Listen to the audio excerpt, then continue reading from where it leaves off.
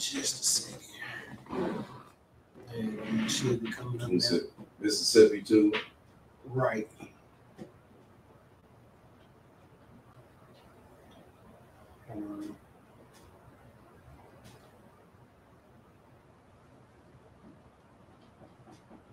Okay, I see it. A recently poured. Yep, I see a lot of good.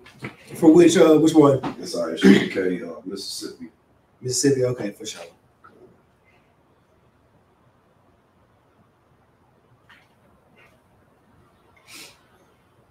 Has the Memphis one popped up?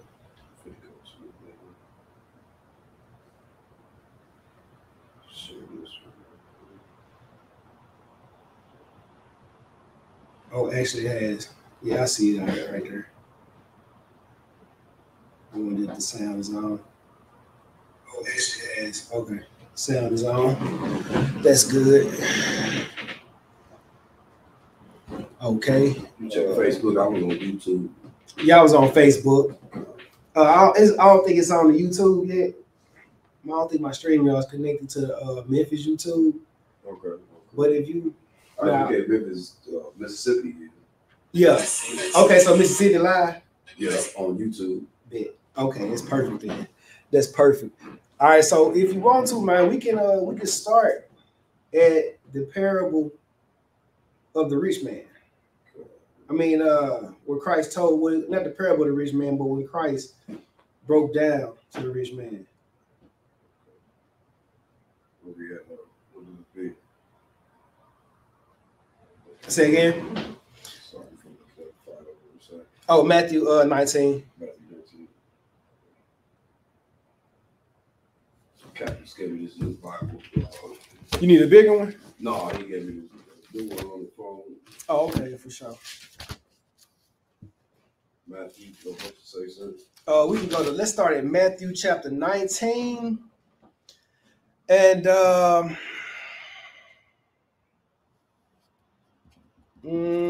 on, give me 1 second. I think I want to start at like 16. Hold on. Nah. Let's start at like 23. 23. Yeah. Well, no. Let's go back. Let's go up. All right. So Matthew 19 and 19 and 16. Well, hold on. Let me get this intro and everything started. All right. So Shalom, Yahweh Ba'Shem, Yahweh Shah Barak Fathom, Yahweh Shemal Athan Ba'Shem, Yahweh Shah, to my brothers and to my sisters. We are the Israelite School of Universal and Practical Knowledge. Started out of 1 West, 125th Street, Harlem, New York. And since 1969, we've been teaching so-called Blacks, so-called Hispanics, and so-called Native Indians the truth according to the Bible. And we've been telling you pretty much everything that you know about your culture. If you claim to be a so-called African-American, if you're Mexican, Brazilian, Puerto Rican, Panamanian, Guatemalan, any kind of Hispaniola, any kind of Hispanic, you know what I'm saying? Not Spaniard, but Spanish. You understand? Any kind of Native American, the Gadites, you know what I'm saying? That's what we call them here in Israel. But any kind of Native American, any Seminole Indian, you understand? Those brothers. So excuse me for calling you a Native American or Native Indian. Any of those brothers, those are the ones that we have been reaching out to since 1969 to get the message across that here in the ISUPK, that we teach you everything that you need to know about this Bible. Because within this Bible is the history of every Black man, Hispanic man, and Native Indian man. They like to tell us that our history was taken away from us. You know what I'm saying? They like to tell us that a lot of these things were moved away from us and we are just a historyless people, if that's even a word. But we are people that lack history. So what we found out in the ISUPK, starting with a great man by the name of Abba Bivens, is that this book actually didn't belong to the world. This book actually didn't belong to the earth. This book actually belonged to a specific group of people. And it's crazy how he found this thing out. It was really through a thing called reading comprehension. You understand? Because when you go through this book from Genesis to Revelations, this book talk about a people called the Israelites. And then when you go into who are the Israelites, you start to find out that it's not the people that they say are the so-called Jewish man today. So then you start to ask more questions and you dive into it and you start to see, as we've come to the conclusion today, that it is so-called blacks, Hispanics, and Native Indians. Now, with that being said, leading up to our point today is we like to teach things that are what we call practical, meaning that you can use these things every day. You understand? We also, just for wherever you are, for anybody that's looking right now, the ISUPK is worldwide. You understand? We are all over the earth. We're not just here in America. I don't care where you are under the sound of my voice. You can go to the UK. You can travel to the Western world, the Eastern world. You can travel to the islands, wherever you may be. The ISUPK is there, and we're here to help you. So the point of what we do is we like to teach things that are practical, things that make sense for today's time. And one of the things that we're going to be teaching today is, what is the point of money? Are we supposed to be rich? Are we supposed to be poor? Are we supposed to be middle class? Like, are we supposed to be broke? Are we supposed to give it all away? Like, what are we supposed to do? Because I don't know about everybody else, but I know that when I came into the truth, you know what I'm saying, me being young and being ignorant, I always thought that me having any kind of money was a sin, damn near. You know what I'm saying? I felt like it's kind of wrong for me to have money. Like, Christ was poor. Christ, he didn't have nowhere to sleep. Christ, you know what I'm saying? Like, Christ condemned the rich man. Like, every time you hear about somebody being rich in the Bible, it's like they're trifling. It's like they you know what I'm saying? That's not the man you want to be. It seemed like, from what I saw with my baby eyes, is that maybe I should just be a poor man. You know what I'm saying? Maybe I should not have a lot of stuff because I'm going to get looked at like I don't care about God. You know what I'm saying? I'm going to get looked at like I don't care about the Lord if I have a lot of stuff or if I have anything. You know what I'm saying? Like, I understand that in today's society, we have to have houses, we have to have money, we have to have cars, because these things are necessary tools for us to be able to get around, right? But it was just like, I was always feeling like, dang, should I have two cars as one person? Is that wrong for me to do? You know what I'm saying? Like, because I always feel like there's people out there with nothing and they struggling. And I got two cars over here. And then I get with a woman, and a woman like, nigga, you can't be broke with me. Right. You gotta have some money. And she tell you like, money is a tool, is necessary. You better have it, or hey, you know what women will do when you're poor. You know what a woman will do to a poor man when he has nothing. You know what I'm saying? And that's kind of like where my mind was with everything. Like, what should I do when it pertains to money? So then, of course, the first thing I do is I dive into the scriptures and I start to see what these things say. And so as I grew older, you know what I'm saying, we start to realize the truth in the matter. You know what I'm saying? Like, that's why it's real important when you come into the truth for you to digest the milk. Because when you try to take on the meat, like it'll seriously have you messed up in your life. You know what I'm saying? Like, yeah, like for real, it'll drive you crazy. Because in your daily life, you start to live some of the things that you think are righteous according to the Bible, or that you think are according to the Bible, when practically those things are wrong.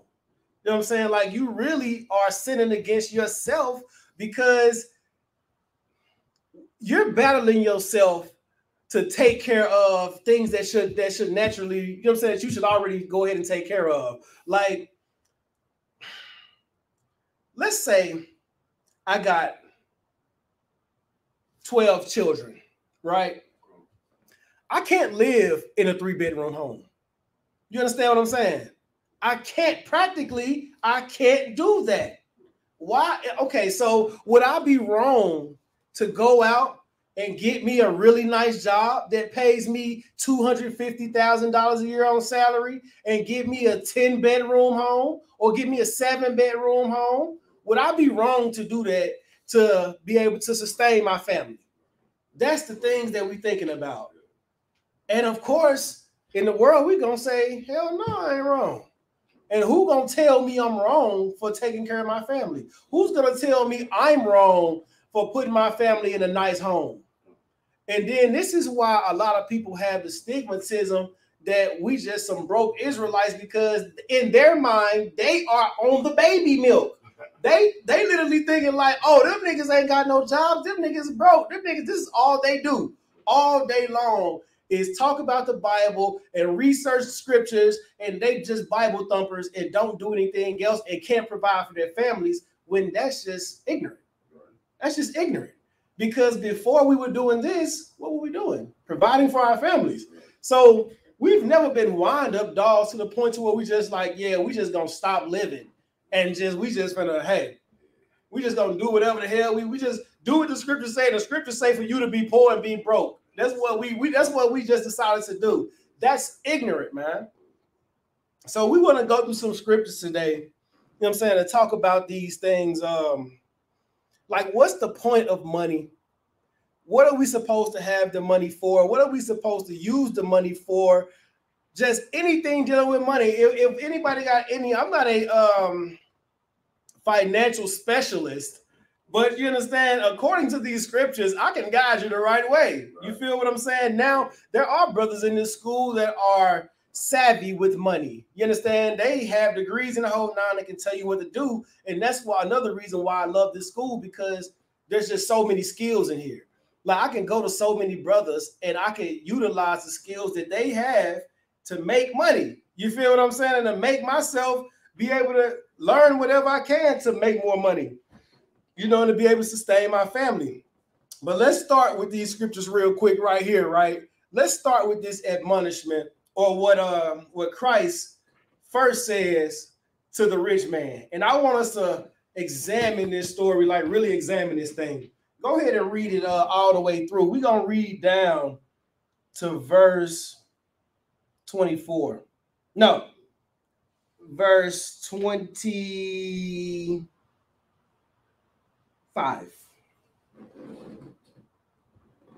So start at 16 all the way down to 25.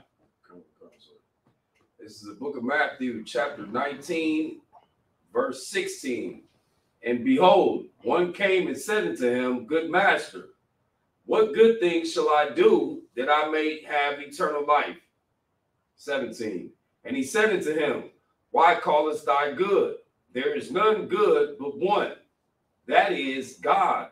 But if thou wilt enter into life, keep the commandments. 18. He said unto him, Which? Yahushua said, Thou shalt do no murder, thou shalt not commit adultery, thou shalt not steal, thou shalt not bear false witness. 19. Honor thy father and thy mother, and thou shalt love thy neighbor as thyself. The young man said unto him, All these things I kept from my youth up. What lack I yet? 21. Yahushua said unto him, If thou wilt be perfect, go and sell that thou hast, and give to the poor, and thou shalt have treasure in heaven, and come and follow me. But when the young man heard the saying, he went away sorrowful, for he had great possessions. Then said Yahushua unto his disciples, Verily I say unto you, that a rich man shall hardly enter the kingdom of heaven. And again I say unto you, it is easier for a camel to go through the eye of a needle than for a rich man to enter into the kingdom of God. When the disciples heard it, they were exceedingly amazed. They were saying, Who then can be saved? Who then can be saved? If the rich man, this man, hold on, before I even get into the breakdown of the story, at the end, the disciples like the rich man who did not murder, who did not commit adultery, who did not steal, who did not bear false witness, who honored his mother and father and loved his neighbor as himself, did all of these things. all of these great things, but he can't be saved. Christ is just the hardest judge in the world. He kept the commandments. You want the man to give up all his money, give up everything that he have, and keep the commandments. Like, hey, you're kind of asking for a lot here, brother. You know what I'm saying? Come on now. Like, we looking at our position. We with you. You know, we gave up everything. But what they say about he had exceedingly. This boy, rich. Now, but before we go there, I want to look at something real quick, right? I want to examine Christ is, this is how cold Christ is, man. I want everybody to see this, man. This is what I really want everybody to see how cold Christ is, right? So let's break this down slow. Read verse 16. The book of Matthew, chapter 19, verse 16. Mm-hmm. And behold, one came and said unto him, Good master, what good thing shall I do, that I may have eternal life? Now, what did this man call Christ? It's in verse 16. What did he call him? He walked up to him and he said, go ahead. He called him Good Master. Good master. Yeah. Now, I'm a black man. I'm a Judite, me personally. You know, so they like to say that Jacob, quote unquote, was the quote unquote supplanter, the trickster, the hustler, the one that was smooth with the words, could get by you, with some of this. So Christ kind of comes from that spirit too. He comes from that line. Now, this man right here, just think in the world, y'all. If somebody walk up to you and call you something other than your name, and they give you a good adjective in front of your name, and they call you master, what this nigga want? He gotta want something. Yeah, I'm gonna say. Go ahead. It sounds like the brother was trying to lightweight. I done did all that. He wasn't believing what Christ was saying. That's what I can say. He trying to lightweight be slick. Con. But before we get there though, no, you good, because you really on point. Because he called him good master, right? So let's say I walk up to you and I'm like, you see me out on the street. You don't know me. Right. You never met me before. But I walk up to you and I say, hey, my good brother. Yeah, that's how you slick. That's that slick ass. That's yeah. You know what I mean? That's you slick. So, like, what is he trying to get out of me? This is how you, because y'all got to think, right? First of all, I like the UPK because one thing General Muhammad did for me was he expelled all the spooky ookie dookie stuff off the Bible for me. He took all the Christianity off of it and he made it plain, like, this is what we living through today. This is the things that go on every day, all day. You can compare it and relate it to your life without the magic. You feel what I'm saying? Without the melodies from heaven and all of that. Go ahead. It's in the hood, because this shit, they was in the hood.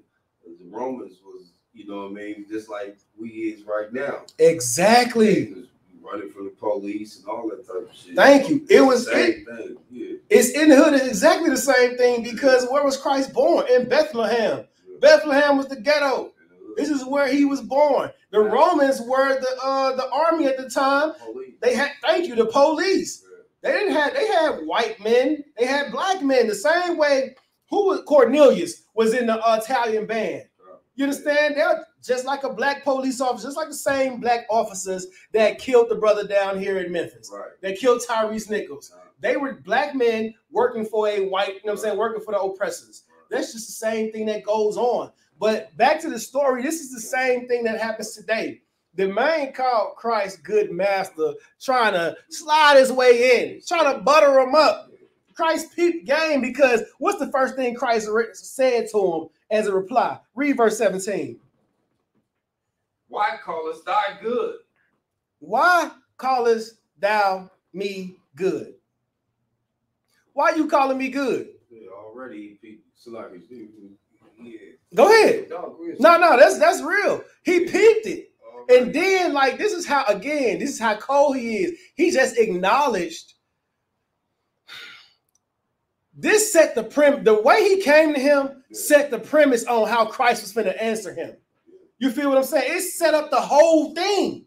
Because he came to him slick. So Christ was like, no sweat. I got you. I'm about to fix you right now. Since you want to come to me, you calling me good master?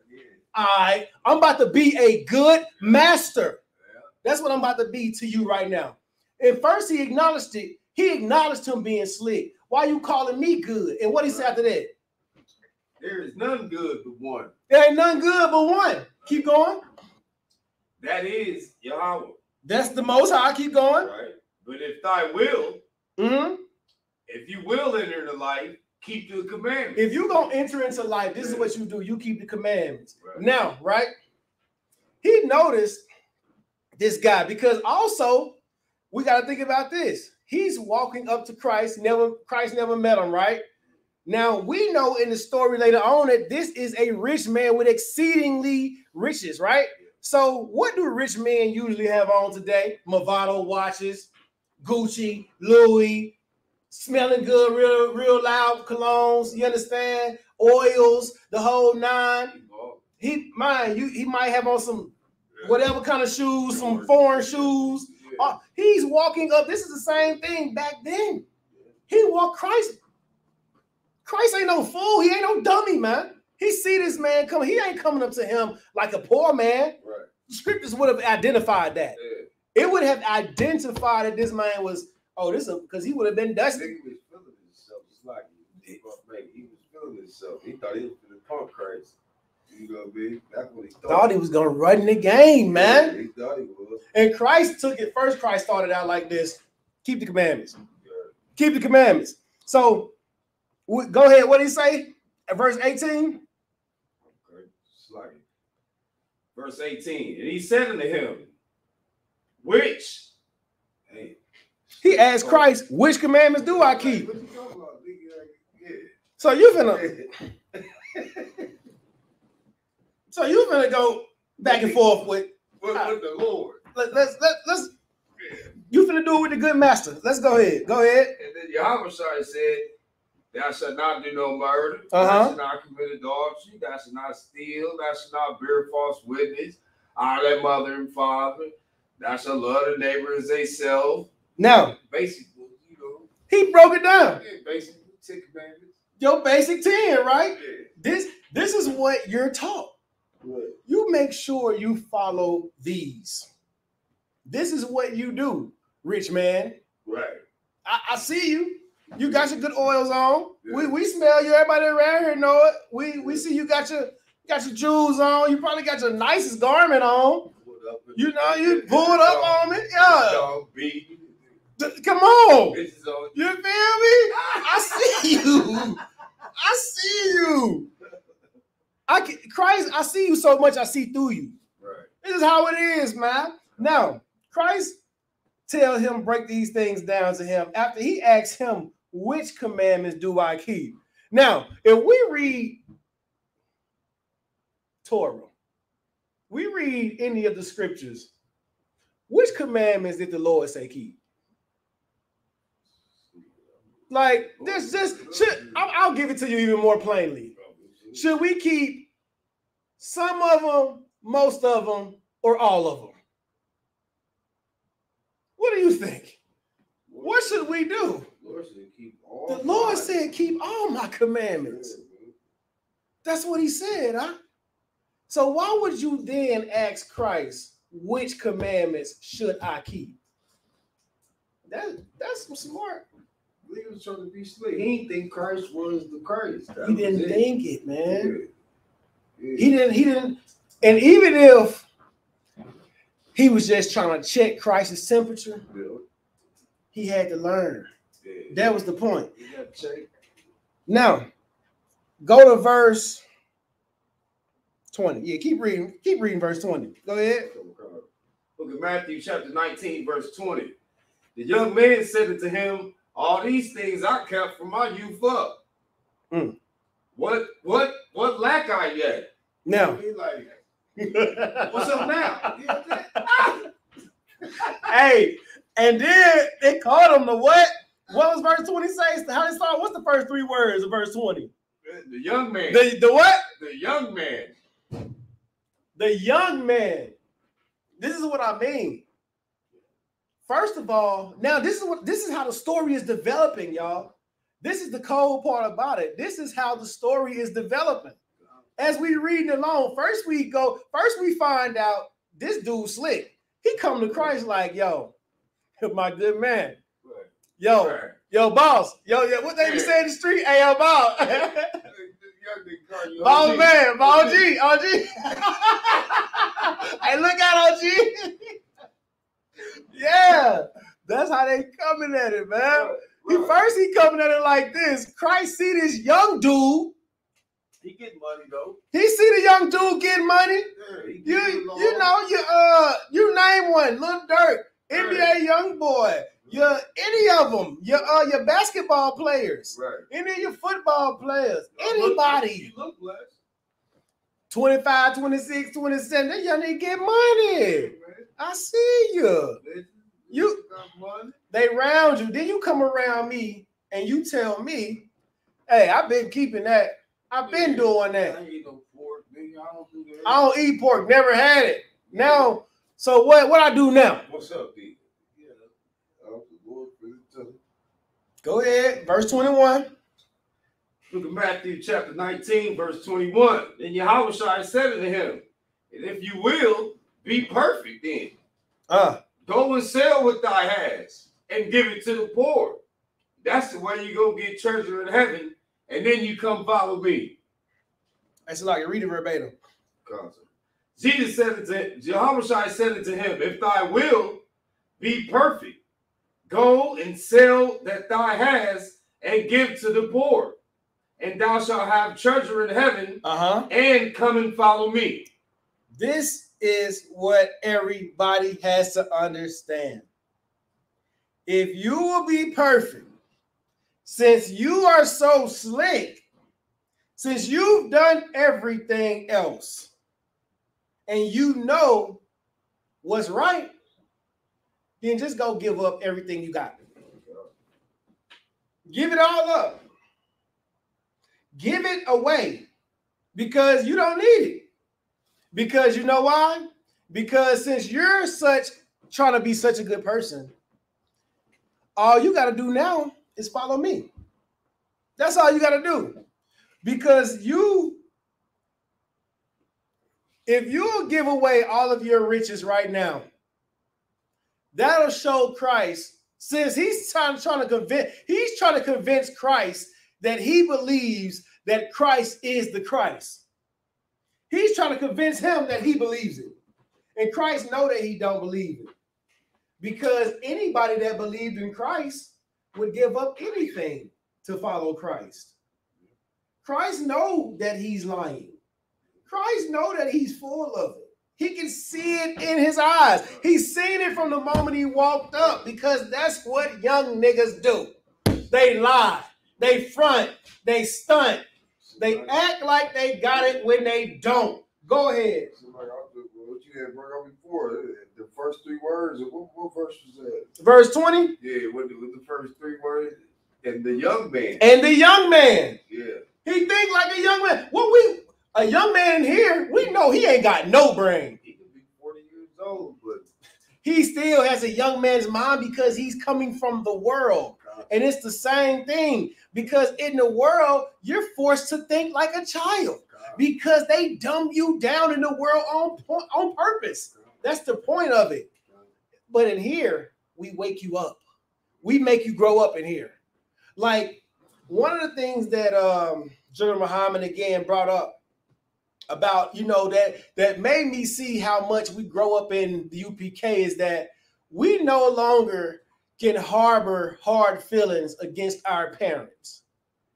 Anything that our parents went through while we were young, that our fathers wasn't around, mothers on drugs or whatever it may be, we have to forgive them for those things in here so that we can evolve and become the next level, so that we can actually grow into be our names.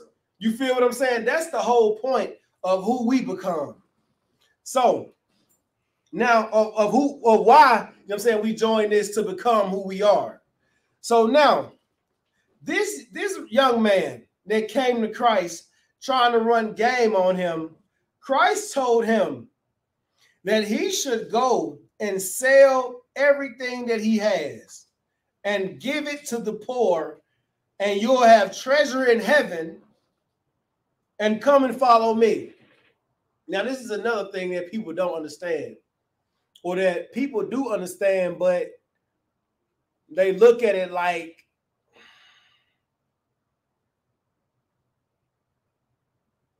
I don't want to give up instant gratification for something that I'm going to get later. You feel what I'm saying? Now, we know that according to the scriptures, heaven is not, the heaven that's described in the Bible is not the heaven where you die and go to, right? It's the heaven that's going to be on earth. So Christ is telling this man, look, if you go sell everything you got and follow me, you'll be rich in the heaven that's the next heaven, that's the next kingdom that's to come on earth. Right. You're going to be one of the rich men in that kingdom if you just give it up right now. And the nigga rich right now. Like, he exceedingly rich right now. And imagine a nigga that got 20, 30, 40 million dollars, $100 million. And that's just liquid.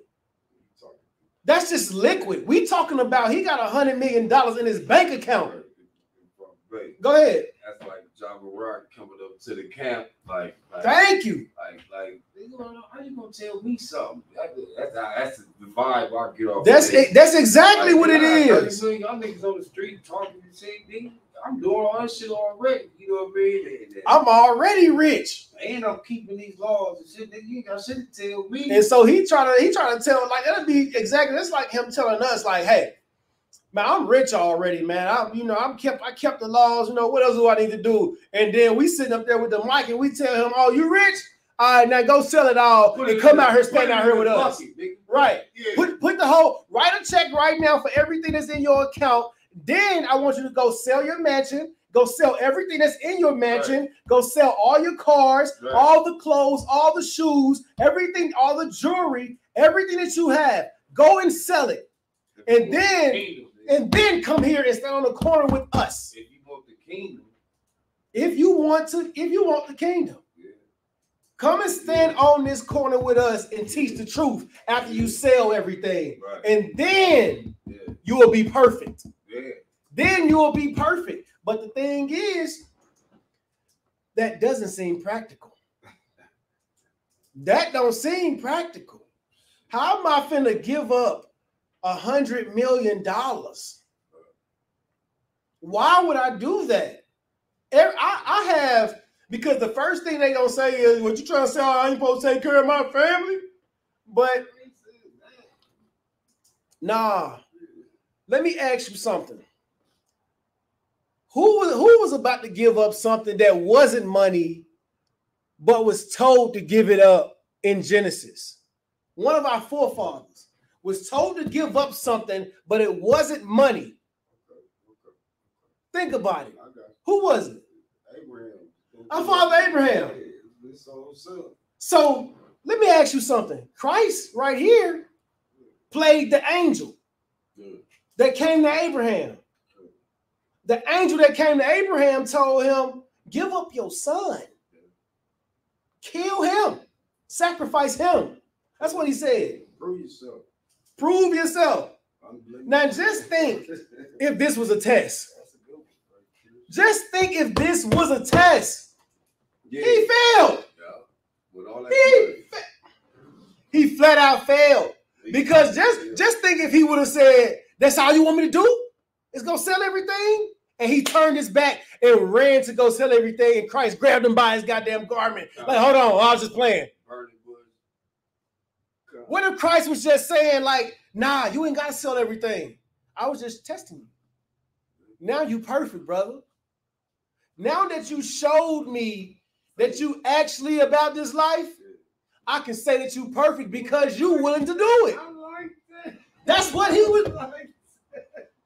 Brother, Christ cold. Christ cold.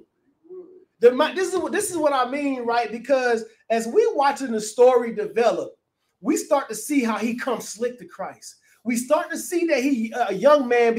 First of all, he say, you know, you a good man. And then he tell him, what commandments do I keep? Knowing that you keep them all. Christ even be patient with him and list them and checking them. And he like, I kept all that. You think Christ didn't know he was going to say that? And then he, checkmate, sell everything. Checkmate. He's exceedingly rich. I'm too rich to sell everything, man. I can't sell everything. If I sell it all, what am I going to have? You have little faith is what you have. If I sell, because this thing, first, if I sell it all, bro, what am I going to have here? But you know what you gain? You gain the kingdom of heaven. You gain the kingdom that's about to come, because you don't even realize that if you would have probably rolled with Christ, that probably could have brought the kingdom of heaven on right there. Yeah. That probably could have called down a legion. That probably would have made everybody else jump on the side of Christ, and we would have rebelled against the goddamn Roman Empire like we did every other empire, and the Lord would have been on our side, and we would still have our kingdom today. And we would have a lot of money. And we would have been balling. Yeah. That's how that worked. Yeah. But because of the cowardice of the rich men, because of the cowardice of the men because of the unhealthy allegiance that poor men have to rich men, the kingdom of heaven suffers. And it suffers violence.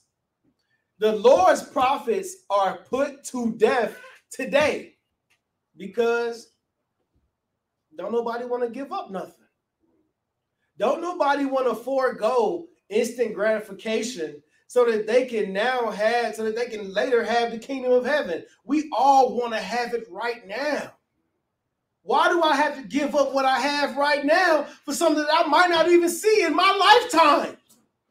This is what people are going through every day because they have no faith. Because really, they ain't got no faith that we gonna get up out this.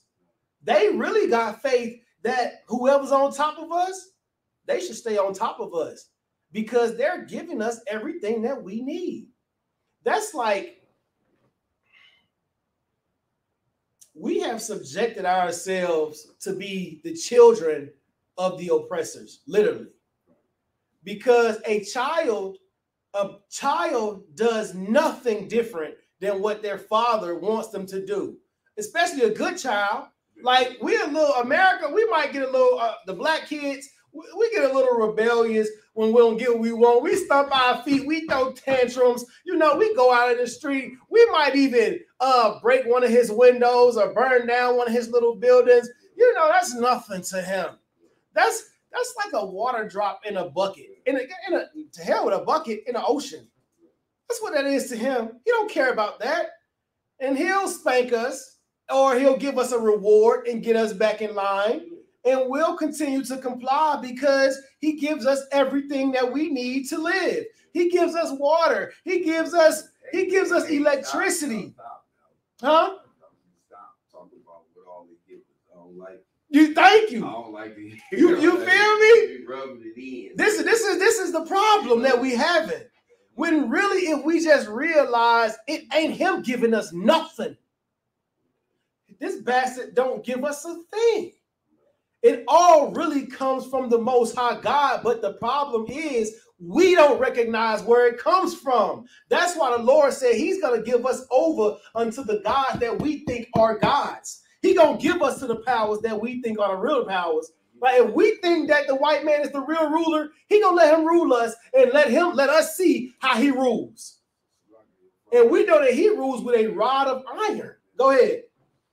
I mean, the scripture in Deuteronomy 28, it said you're going to come to him for your enemy. You're going to go to your enemy for everything. Well, thank you. That should be even worse. It said in need and in want, you are going to go to your enemy. Yeah, go ahead, pull it. Pull it. Oh, no, pull it. ahead, sir. Pull it. Come on, pull it. Pull it. My notes. Go ahead, you good. Okay, Most High in Christ. This is the heavy thing. You right, though. This is the problem. If the rich man, if this young rich nigga would have just saw and really would have believed that this was the Christ, he could have won many souls that day. He could have won many souls that day. And that could have been just a test. And just think of all the tests that we actually have to follow the Lord every day. Like the scriptures say that we entertain angels unaware. That's what y'all don't understand out here. We really do entertain angels unaware. Y'all think that some of these people walking around are just normal people? Y'all think that some of these people walking around are brothers like this? Is what y'all gotta understand, messengers. Y'all see me out on the street and might not even know that I'm an Israelite.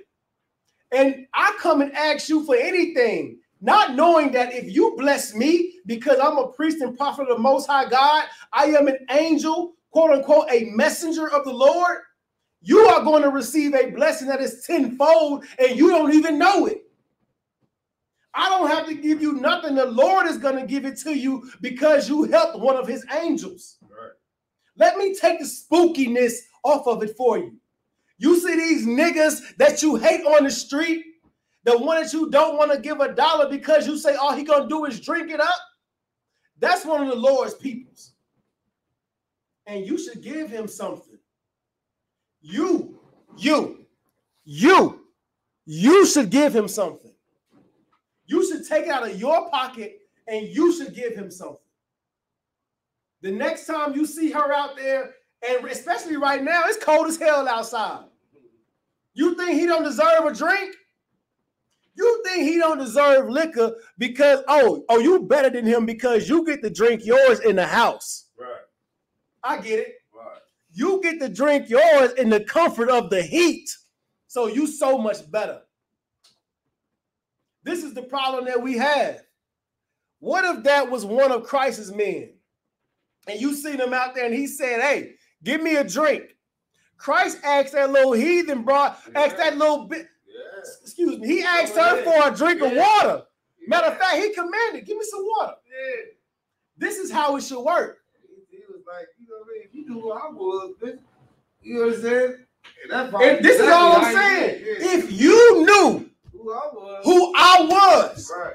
If you knew who this brother was right here in the class with me, if you knew who any of these ISUPK prophets really were, if you knew who the children of God were, that's not in the UPK, that are going to come in here, then you would do your very best to give them everything that you have. You would go and sell your belongings just to give it to them. But that's if you really care. That's if you really believe in the truth. Now, again, am I saying that you should be broke? Am I saying that you should be poor for the nation? Am I saying that you should go to work and work your 8 to 10 to 12 hours and give your entire check away? The Lord only asked for 10%. The Lord said 10% for your tithes, right? So if the Lord only wants 10%, why do I got to get the whole check away? I don't. I don't. So now we got to ask ourselves, right? Let's, again, take the Christianity off of it. Why did Christ reject the rich man, reject the young rich man? Because he was trying to be slick. Because Christ knew that he really didn't believe. Christ knew that he really didn't want nothing. He really was just trying to cause confusion. That's why he was there. He was damn near like Judas was. He really didn't want to, man, he wasn't trying to bring the kingdom of heaven to fruition. That ain't really what he wanted.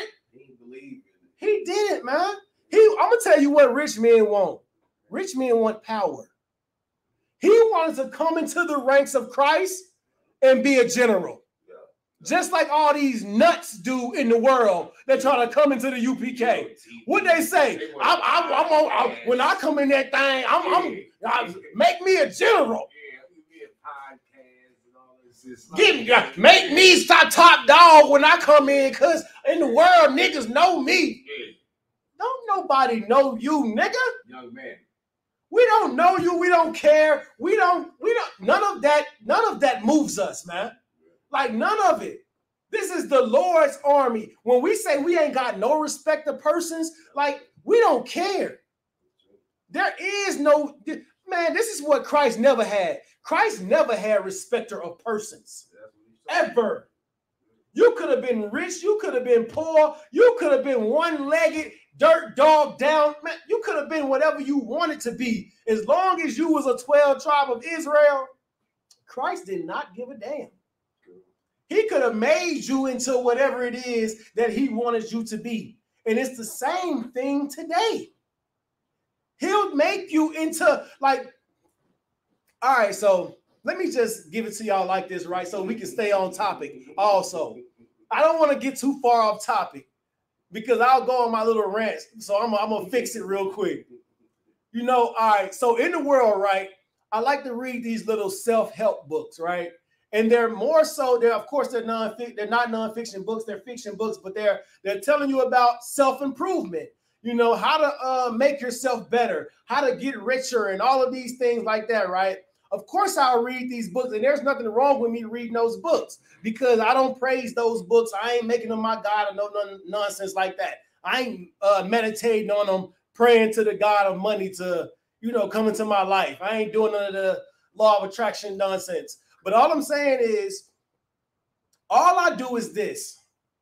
I read those books, and in those books, they like to tell you to visualize the person that you want to become, and you'll become that thing if you think about it and read it every day. So, like, let's say if I want to be a specific person, right? In the truth, I want to be a brother that I'm really specific. Let's say I want to have braids or a fro. I want to be able to have different headbands. I want to make sure I have some a nice beard so my ladies can look at it and feel it and run through it. I want to be able to have a strong physique so they can lay on me and feel me. You know what I'm saying? I want to be able to, but at the same time, I want to be able to run fast. So I know I got to work out. You know what I'm saying? I want to be able to do at least 100 push-ups. You know what I'm saying? So of course I can impress a girl. Like, all of these things matter. You know, so if this is what you want to be and you write this down and you see this every day, you're going to start to work towards those things. That's what the people. This is what this. Go ahead. That's what the book you read. Right. This is what damn near every self-help book in the world will tell you. Like every self-improvement book will tell you, write down who you want to be and want to become, and then become that thing. Okay. But you have to read it every day. But this is what the scriptures tell you too. This is what the scriptures mean when it says that we practice or we rehearse the righteous acts. Go ahead. Study diligently. I mean, it was somebody. Study and diligent. Go ahead. I mean, I'm going to look up the scripture, but I don't know if Paul or somebody has said that. What's that? Study diligently. Study diligently. Somebody has said, I'm going to look up. So it's like, go ahead. No, for sure. I got it. Most High in Christ, but this is what we have to understand. This is really, if you want to become something, you have to work towards this thing every day. Like, you can't slack on it because, of course, they say already it takes 7 to 30 days to 90 days to build a habit, right? So if you want to stop doing something, or if you want to do something, or if you want to be something, you have to work towards it every day. Like, and this is the same thing they say about becoming rich. 6 months later down the line, you will have what you need if you work at it every day. But this is the same thing about the scriptures. We have to work at these things every day, like muscle memory. If you don't practice brotherhood every day or sisterhood every day, you're going to lose that muscle memory. Like, you ain't got to give your money every day, but at least try to do something to where you are giving a helping hand. Like when people used to say, I used to do my good deed for the day. You know what I'm saying? Like, that's muscle memory to make sure that you're always on track. And you got to think about it. If you give blessings, what's going to come back around? Like, I don't want to get too spooky with it, but everything knows there's a cause and an effect. Everybody knows that if you give, you're going to get. You understand? This is just the way it is. Everything that you push out comes back. So you have to always do the same thing. Hold on. So you get. Oh, what the hell? Oh, somebody, let me block this nigga real quick. I don't know what this was. That was weird, bro. You can't be on here being weird, bro. Yeah, you can't be on here being weird. That was weird, and that was very, yeah, I'm not even say that. Yeah, anyway. Ain't entertaining them. Yeah, that was weird. That was very weird. But anyway, back to the point. You have to be able to practice this every day. If you do not practice the muscle memory in making sure that you're practicing your brotherhood and giving to your brother, and you know what I'm saying, making sure that do something for the priest. You know what I'm saying? Do something for yourself. Like, this is what I mean. Like, you gotta, we don't take care of ourselves enough. Like, I mean, like, literally take care of ourselves. We don't sit down and examine, what does my liver need right now? What does my pancreas need right now? What is going to help my gut biome right now to make sure that I can live a longer life? Go ahead. We priests, this is our craft. Thank you. So just like Kobe was in there. Thank you. Obsessed over it. You know what I'm saying? We should be in these scriptures like that. Thank you. If you really want the kingdom of heaven, that's what, you know, the Lord told us. You right. Know what Christ said. Right. And for real. You understand? And you just made me think about something else. I forgot the brother's name that asked Christ, can he sit on the throne, you know, on the thrones with Christ? And he told him, you know, in the kingdom of heaven, you know, everybody's going to have their place in this and the fourth. Good. But this is what I do know. In order to be one of them top dogs, you got to put in some work. In order to be that 144,000. Now, first of all, all right, so let's break this down in levels. Let's just break this down in levels real quick, right? Little priest. So, kingdom of heaven. Right. Are you at the door? Are you the pooper scooper? Ooh. Or are you the 144,000? Yeah. They don't know what that means, though, sir. Now, I'll take it. I'll take it there. That's cool. Yeah, I'm just saying, now, in the kingdom, just for everybody, let me give y'all something that is gonna blow your mind. America is going to one day no longer exist. I know, that's crazy. I know, that's wild. America's going to one day no longer exist. I know. I know you can't picture it in a million years. Go ahead. One thing. Go ahead. That about Rome. They thought Rome was so good with the Gladiator Stadium. What? That shit halfway up right there. What? That's how this bitch gonna look. That's exactly how this place is gonna look, man. Y'all have to understand. I'm sorry. One day, America is just not gonna be here, guys. And there's gonna be, like, if y'all was here last class, I think it's maybe 2 classes ago, but after this kingdom, Black people, Hispanic people, and Native Indian people are going to be in rulership. Another, whoa, that don't even sound right. Yeah, I mean, Black people can't rule nothing. We would rather have Hispanics and Native Indians to rule over it than Black people. Yeah, Black people just gonna burn it down. No, y'all, we gonna be in order, and we're gonna take over it. But let's just say, if you don't believe it, let's just try to fathom it. Let's just try to fathom these things, right, y'all? Right. All right, so once this place is gone, we're gonna start and we're gonna build up a kingdom, and we're gonna have a country. Yeah. It's gonna be nigga kingdom, right? Let's just say nigga country. That's right. It's gonna be that. We all gonna live in nigga country, and in nigga country, we're gonna have to live a certain kind of way. And now, but depending on how you live in oppressor country determines on your position in nigga country. Right. Right? So let's say if you're real rich in oppressor country, let's say you kill people in oppressor country. Let's say that you like to sleep with white women in oppressor country, or sleep with any kind of nation that is not of the Israelite stock. Any heathen. Let's say you like to do that. Whatever you like to do in oppressor country, those things won't be allowed in nigga country. It's against the law. It'll be against the law. It'll get you put to death. It'll get you unalived. It'll get you jail time. Like you'll do prison and you'll get 40 stripes across your back or something. Right. Now, in nigga country, y'all, this is the cold part about it. You will either have a good position or you'll have a bad position, but you'll still be there. Yeah. But you'll still live better than what you're living right now. Like, just think, right? In nigga country, you're gonna be the person that opens the gate all day. Your arm gets tired of opening the gate, but just think if you got paid $100 an hour to open the gate. Right. That's all you do all day, and you hate this job. This is the worst job in the nigga country. Go ahead.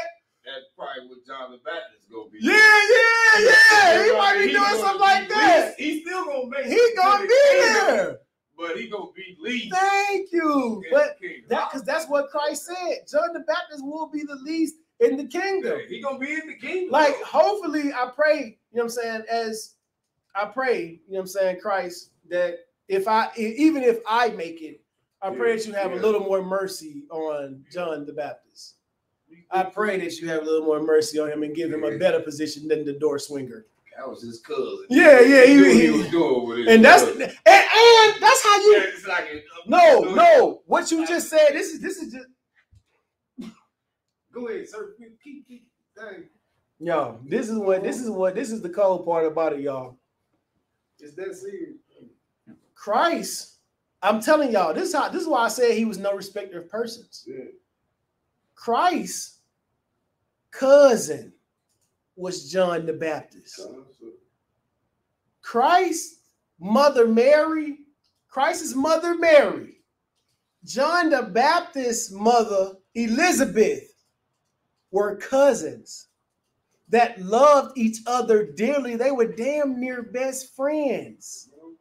Christ probably grew up with John, lived with John. Christ had a different upbringing as far as him knowing where he's supposed to do on his mission and John's mission. But John even knew that Christ's mission succeeded his. It was way more important, way bigger. It was like John knew that Christ was supposed to be the rich cousin. He knew that Christ was supposed to be the famous cousin. You know how you just got that one cousin, you just like, that nigga gonna be rich. That nigga gonna be somebody because you can just see the aura on him. No matter what it is that you're doing in life, you know that you're not the one. Right. You know that he's the one. This how Christ was. Yeah. And he was. What did he say? Can't even tie his Jordans. He said he's not even fit to unlatch the shoe of this man. Yeah. But this is what y'all gotta understand, right? Christ didn't even respect that, even though he loved John and John was his cousin. He said he was a great prophet, though. He said he was a great prophet, but this is what y'all got to understand. John wasn't even rich. What did John do? This is what I said earlier. He obviously didn't respect the rich man. Yeah. John was in the damn wilderness eating locusts and honey. John was out there eating grasshoppers. The man had to wear camel. Yeah. John out there wearing camel. Imagine seeing John outside today. You see this man outside, you think John damn near crazy. His teeth or nothing. He just was talking about the kingdom. John just out there talking about the kingdom. Like, let's say if John was a homeless man, Yeah. John Damn outside, Yeah. he wearing the same clothes every day, Yeah. and you see John every day, and John got a handful of grasshoppers in his hand Yeah. and honey in the other hand. Right. And you see John, you like, whoa, hey, Yeah, heavy. this nigga. But at the same time, you know John ain't crazy because John got a gang of niggas behind him. He teaching that word though. John ain't trying to serve you. Yeah. John is damn near the man. Yeah. But now, here come Christ. Here come Christ, not a respecter of no one. Yeah. He's right on point, right? Getting drunk, you see Christ pull up with the wine. They see Christ, man. And this is how we know that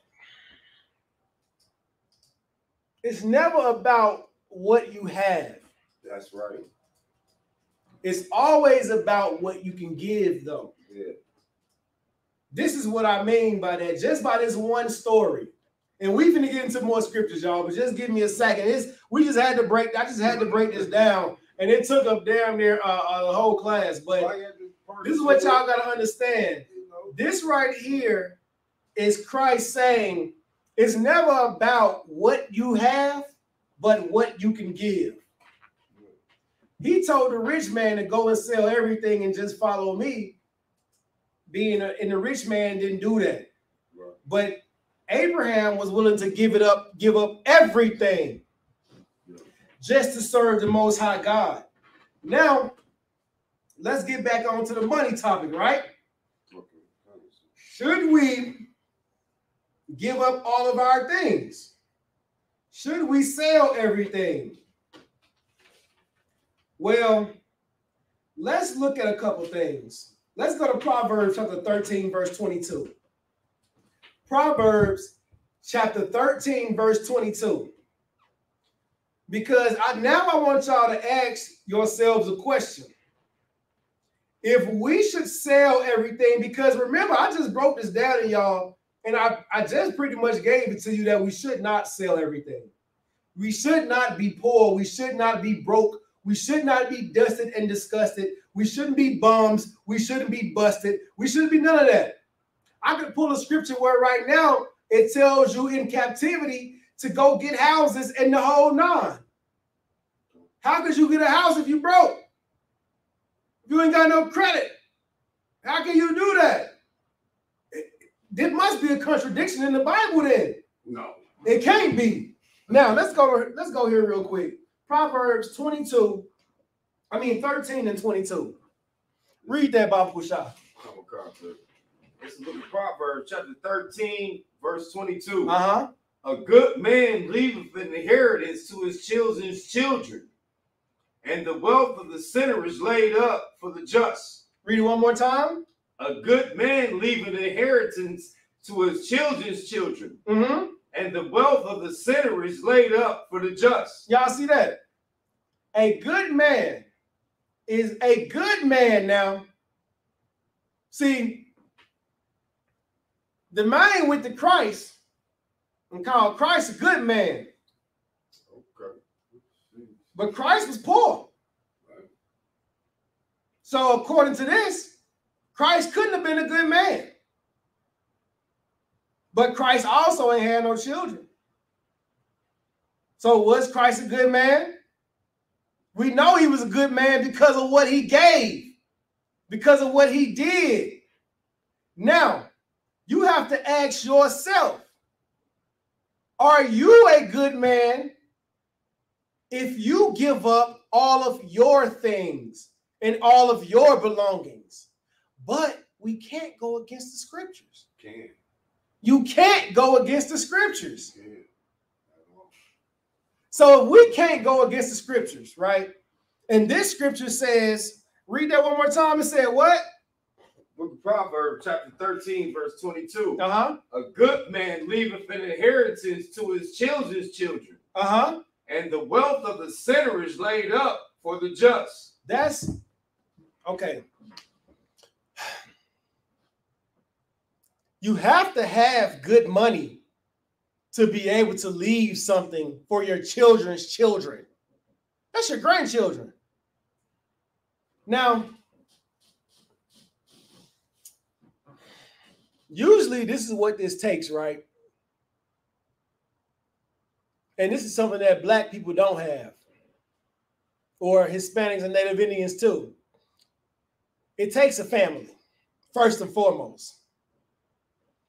It takes for you to be able to have a wife and children, to be able to have grandchildren, to leave something for.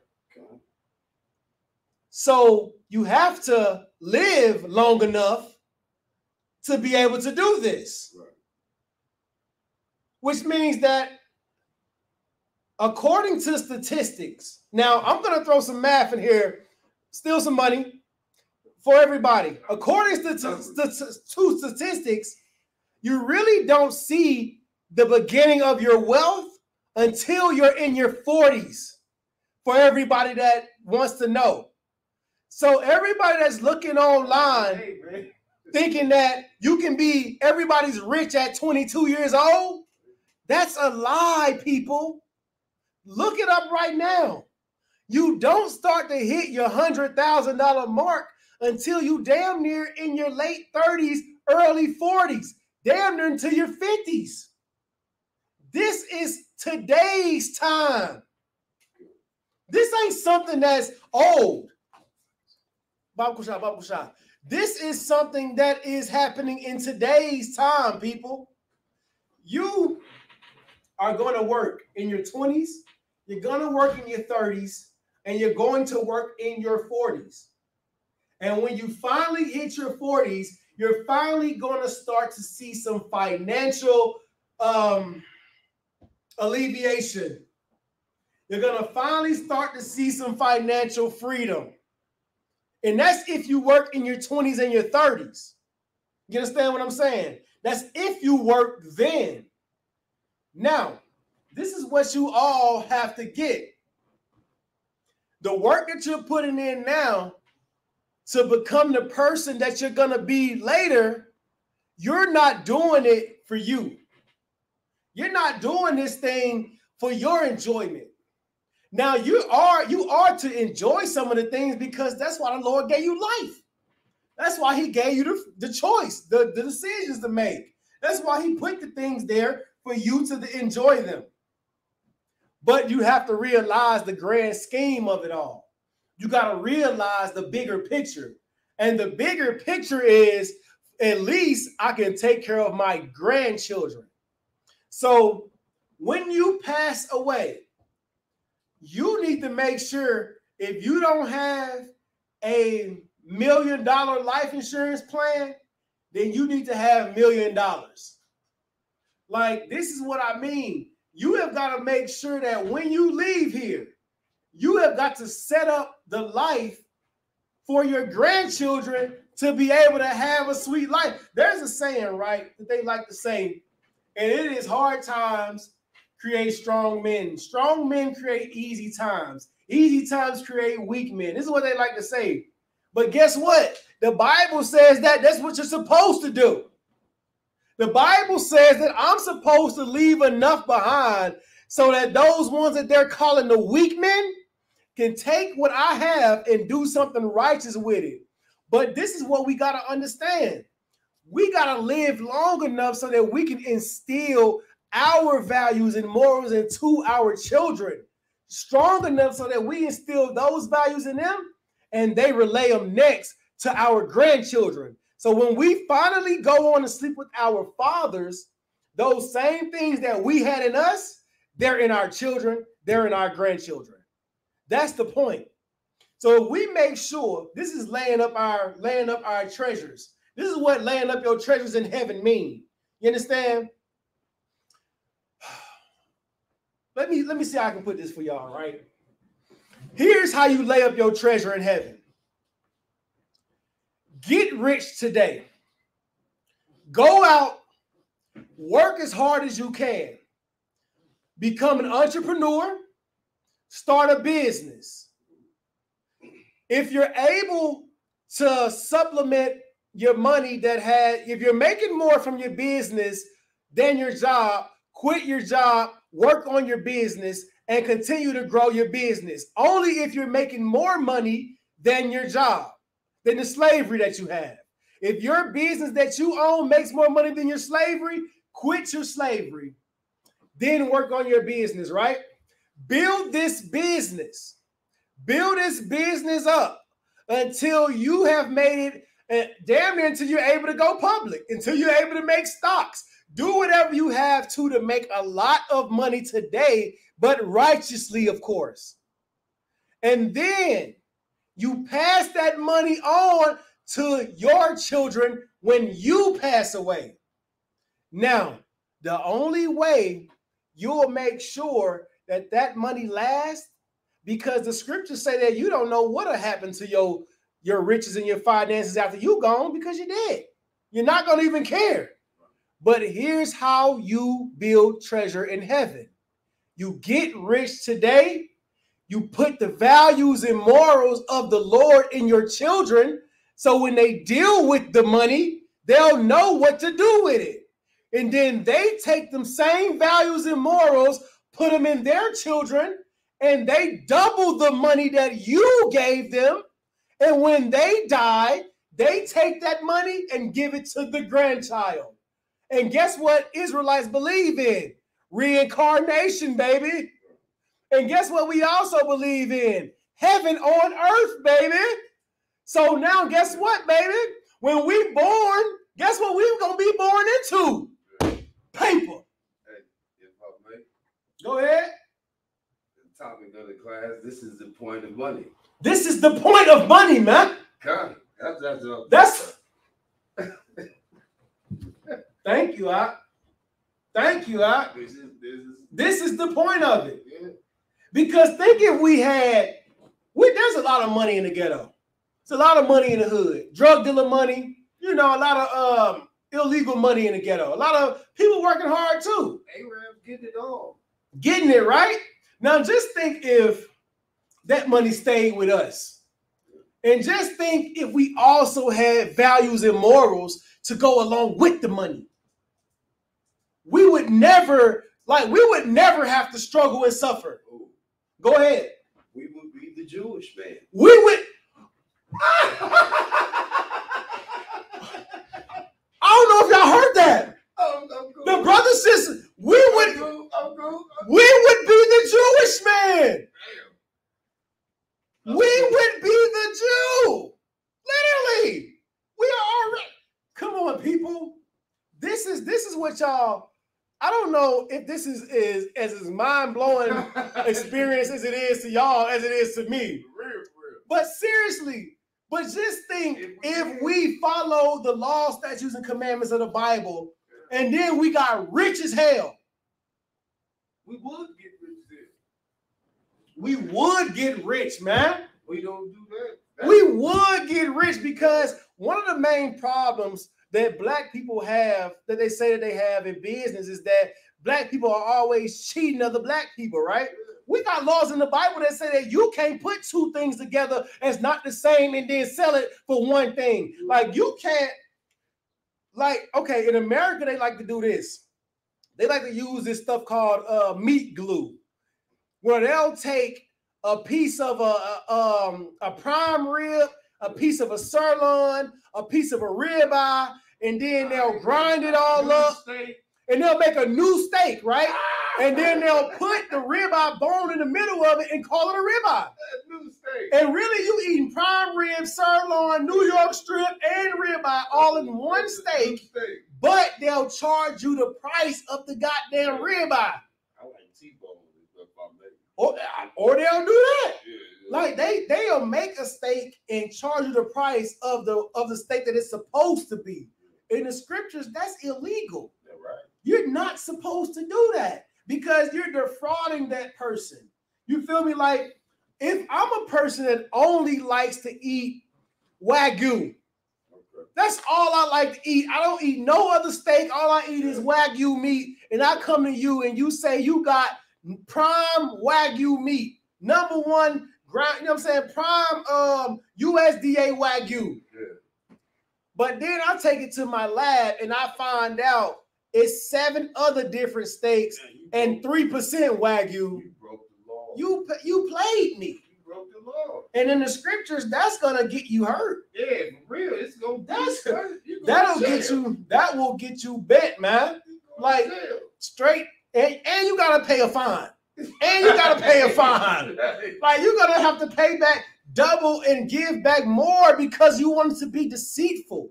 Like just think if we were in the scriptures and we used these scriptures and we took that money. This is how we store up our treasures in heaven, man. That's it. Right. This is the point of the money. We use it as a tool so that when we come back on this earth, we are back and born into money. We're back born into principles and morals, and we are back born into the kingdom. Like we are supposed to be a people that is, the scripture says it best, the kings and the priests of the earth. Yeah. Everyone is supposed to look at us and wonder how we do it. Everybody's supposed to look at us and wonder, like, how is these people so far ahead of everybody else? They gonna be asking, teach us the law, like teach us the way. That's the kingdom. Thank you. And all these heathens be like, man, how did y'all do it? You understand? That I think that's the scripture. I'm gonna find it. So Con. I am gonna find it. But go ahead, sir. Like, No, you're right on point. Let's pull Ecclesiastes chapter 7, verse 12.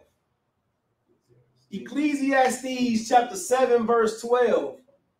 I'm trying to, again, I mean, because y'all already got the normal, the love of money is the root of all evil. You can't serve two masters. You know, everybody get that one wrong in the world. They say money is the root of all evil. Money is the root of all evil. It is not the money is the root of all evil.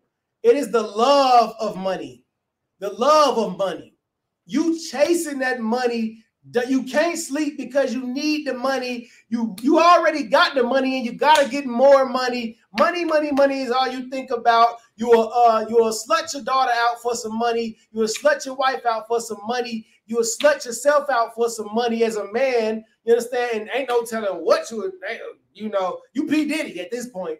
You know what I'm saying? Like that's what people, that right there is the love of money. And that is what will get you messed up in the kingdom. Go ahead and read that for me. What we at? Ecclesiastes 7 and 12. Come, sir. It's a book, Ecclesiastes 7, verse 12. For wisdom is You good. Go ahead. For wisdom is a defense, and money is a defense.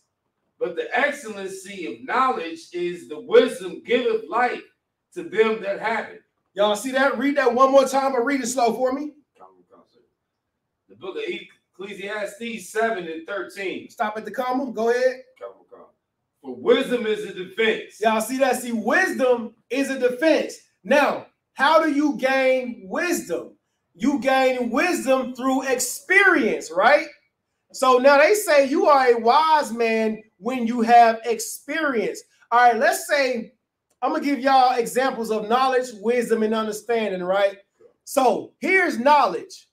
Knowledge is, all right, let's say there's this microphone. Everybody see this microphone, right? I know that this is a microphone. That's my knowledge. Now, through wisdom, I have experience using this microphone. So let's say if I'm trying to talk in the microphone and I know it's not working, then I know that maybe I need to turn it on, or I need to plug it up, or maybe there's a shortage in the cord or something like that. That's my defense mechanisms. So if anything's going on wrong with this microphone, I can pretty much on the base know how to fix it.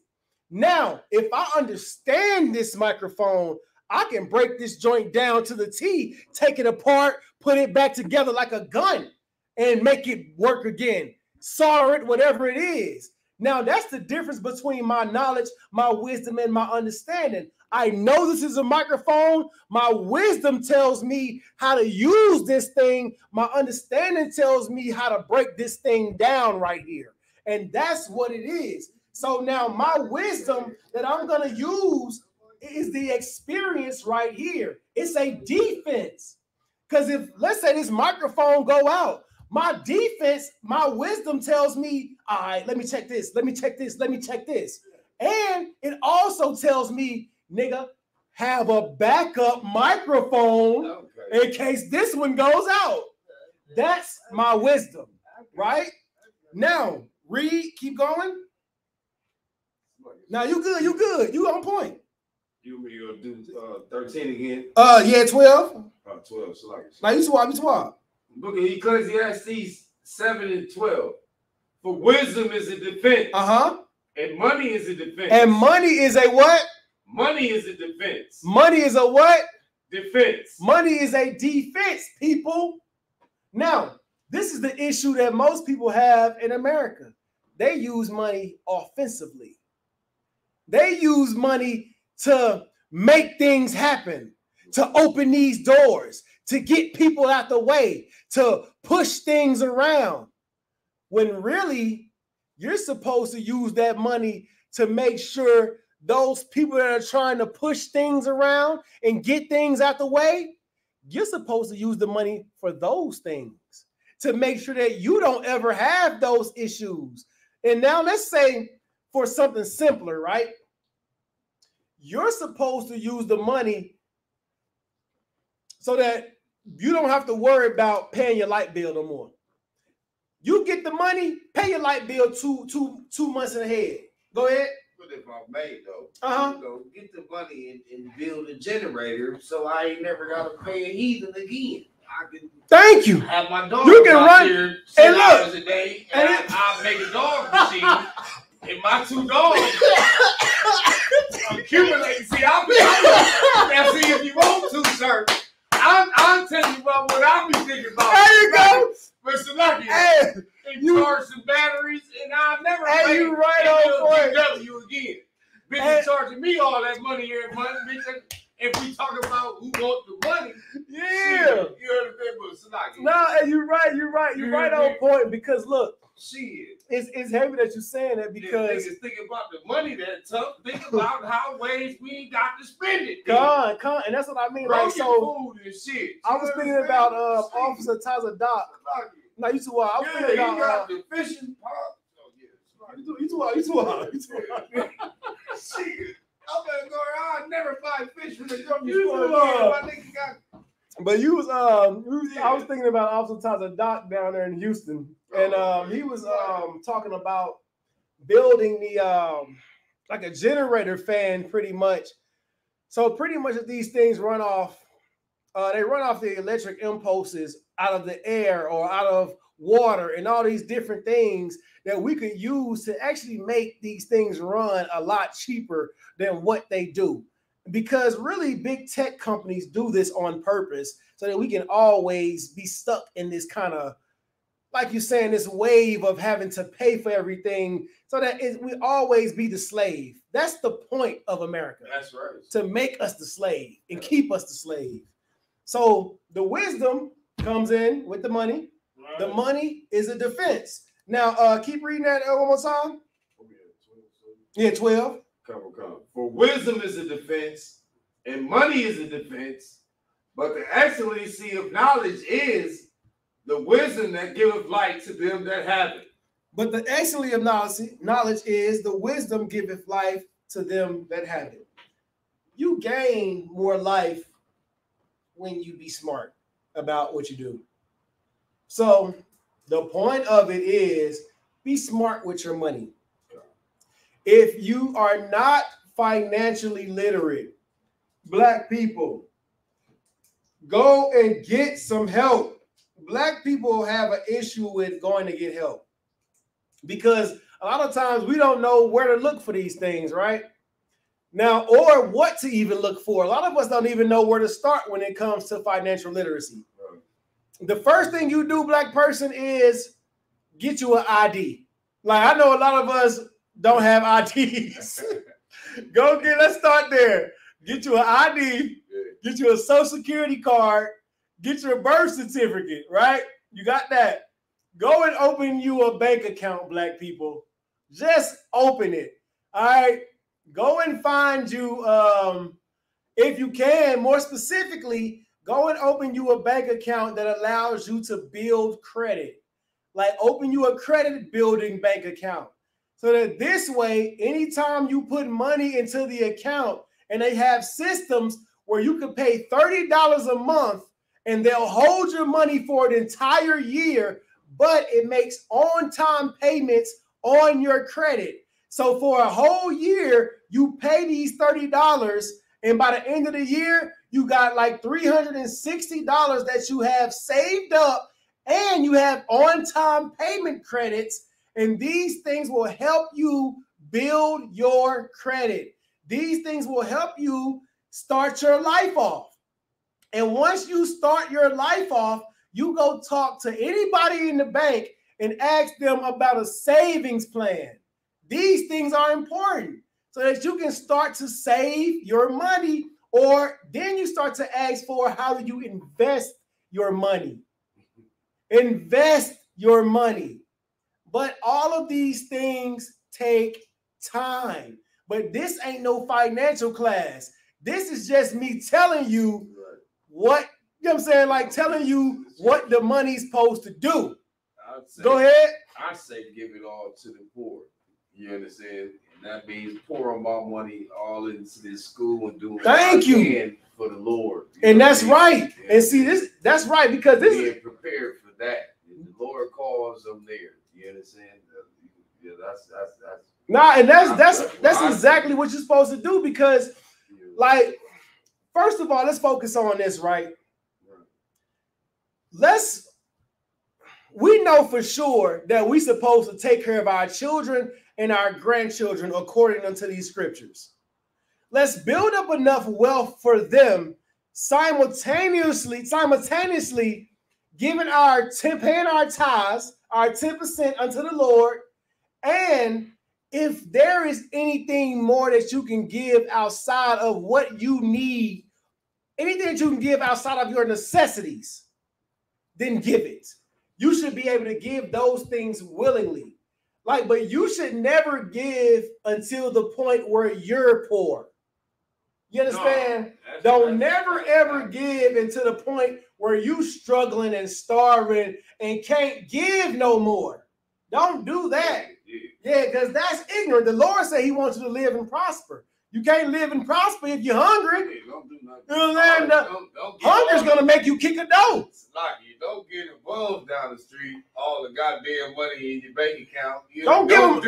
Don't get a bums all the money. Scriptures don't mean that. No, it never means that. Invest your money in the truth, I would say.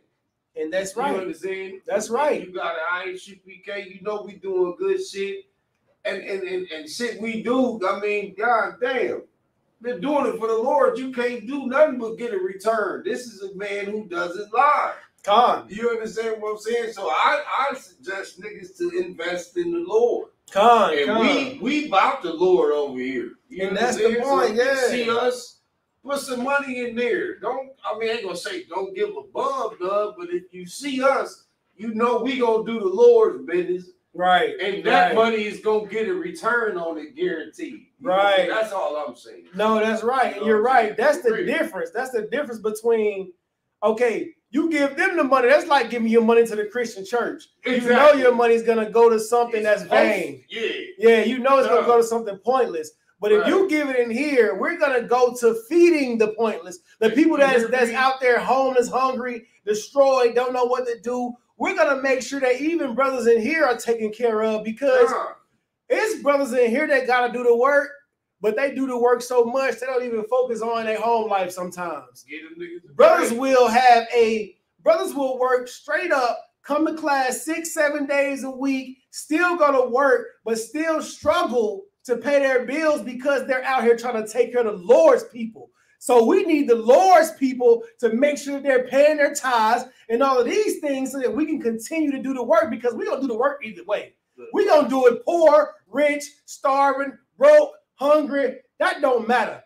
But the point is, don't spend your money and blow your money on dumb things.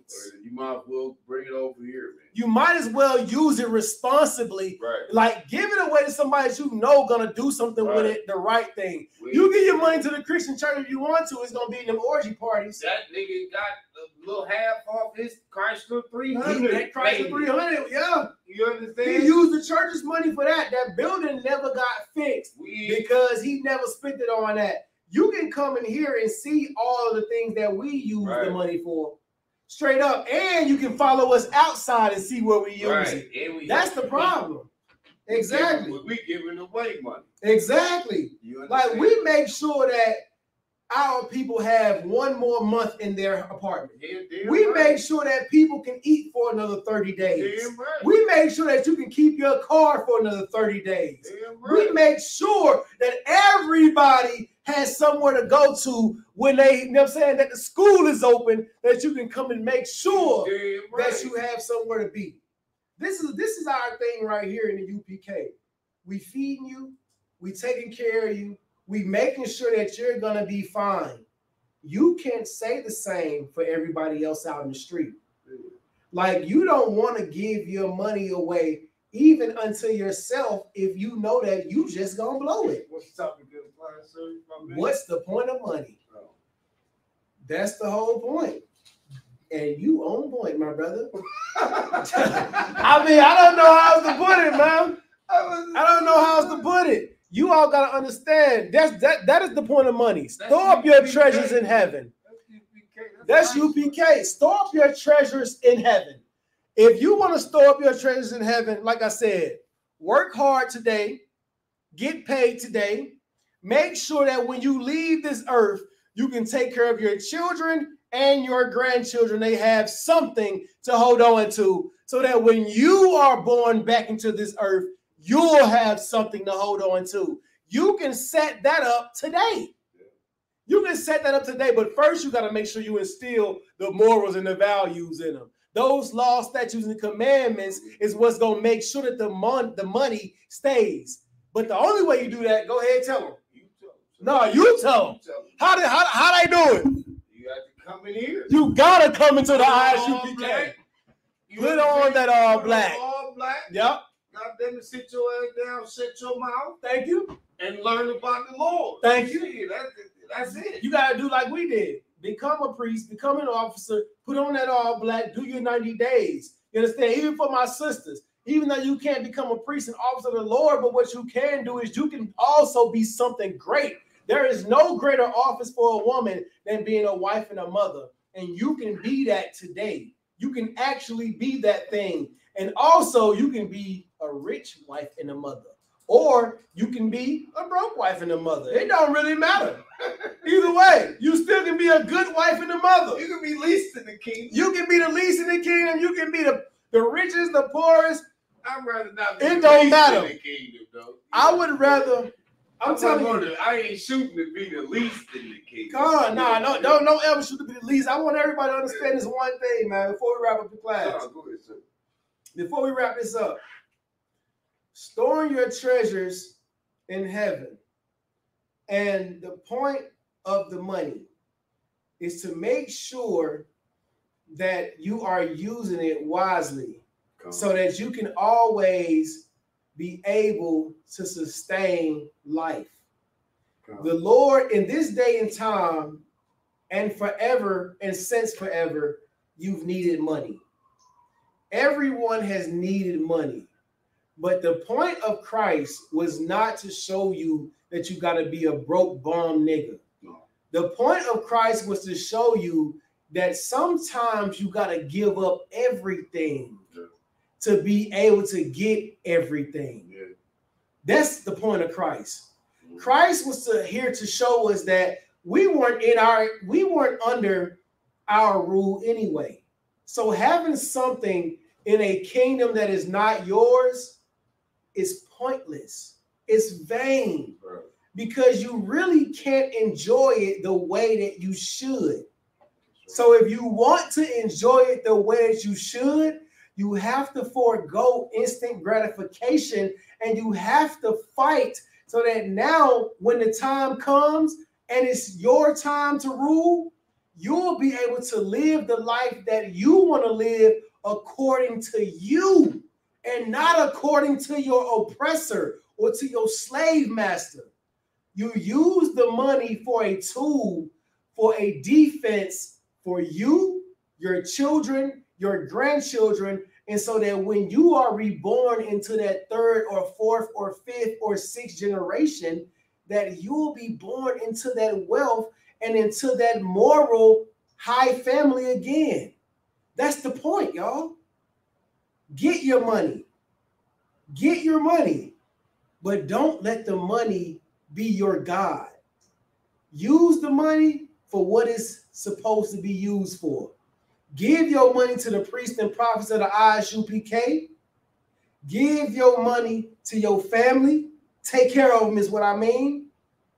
And use it to take care of the poor so that you can receive more. The law of cause and effect is real. Take care of your people, they'll take care of you. And the Lord will make sure that you get taken care of. We are evidence of that. And with that, to my brothers and to my sisters, shalom. Yahweh Shema Athah Ba'ashem Yahweh Shah. Yahweh Ba'ashem Yahweh Shah Barakatah. You got anything you want to say, Ash? Shalom, Israel. Appreciate y'all.